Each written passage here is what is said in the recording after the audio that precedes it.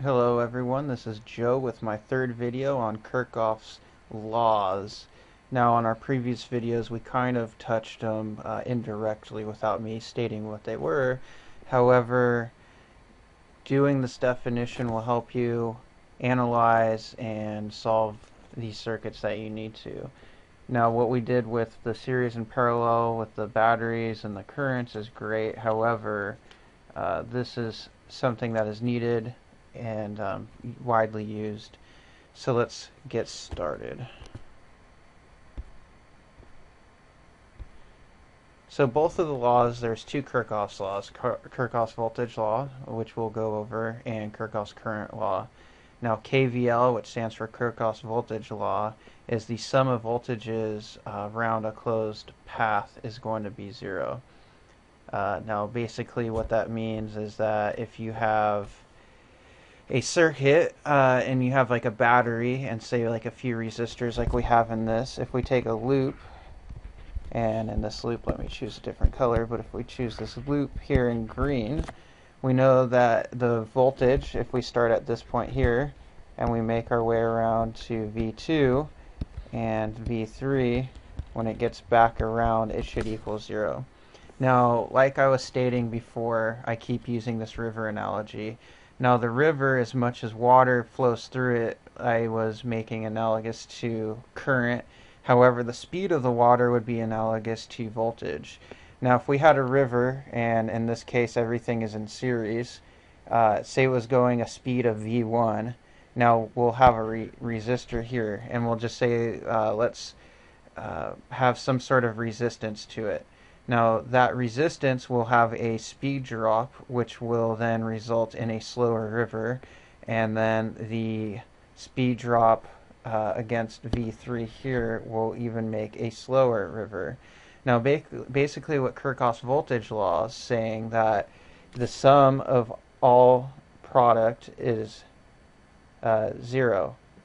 So basically what that means is you have 0 is going to be equal to, and then you have your minus V1 because that's your first initial speed or voltage, which is energy. And then if you add it to V2 plus V3, you can rearrange this equation and get that V1 is just the speed of V2 plus V3. That's basically what it's saying. Now what I have here, this circuit, is the same exact circuit as this circuit here.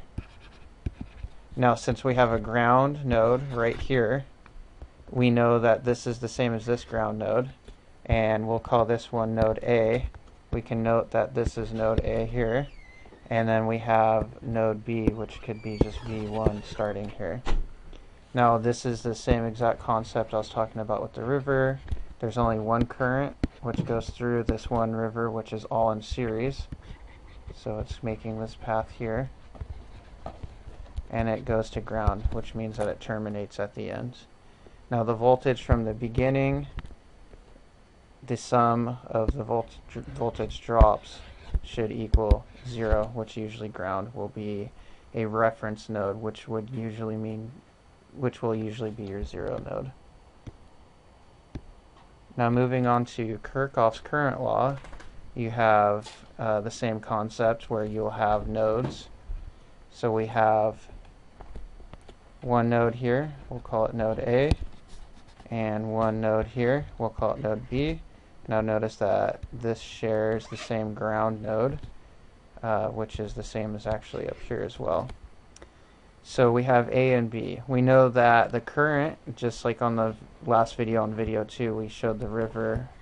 I think I gave an example of a 1-by-1 river, and if it were to split off into half the size this direction and half the size in that direction, the water will flow, the same water will flow through both directions, and equal amounts of water will go through each section if it's half and half. Now obviously if it's a 3/4 and a quarter, then we know that a quarter of the water will flow this way and 3/4 of the water will flow that way. So basically that is KCL when I explained in the last video, but the definition of it is that the sum of all currents going into a node, or if it's a loop, or like a closed boundary, that it will also equal 0. Now, just like in the last section, I gave you a circuit that kind of looks like this. However, this can be redrawn to this because this is a ground node right here, which means these are the same exact nodes, B. So this would still be node B, and that node would still be node B. It's just there's no point to draw additional circuit to it if you don't need to. It just saves time to do so. And for me, it's easier to analyze. Again, we'll call that node A, and this is node B, and this is also node B.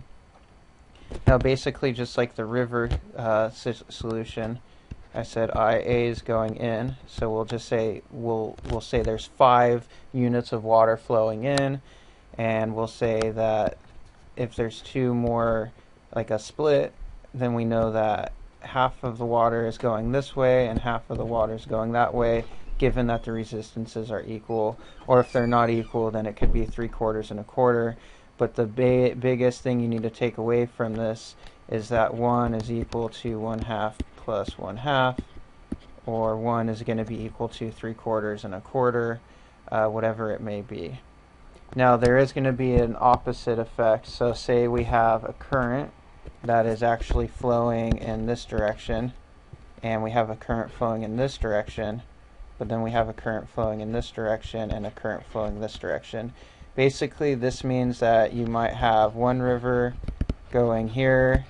We'll just call that the Willamette River, and say this is the Columbia River.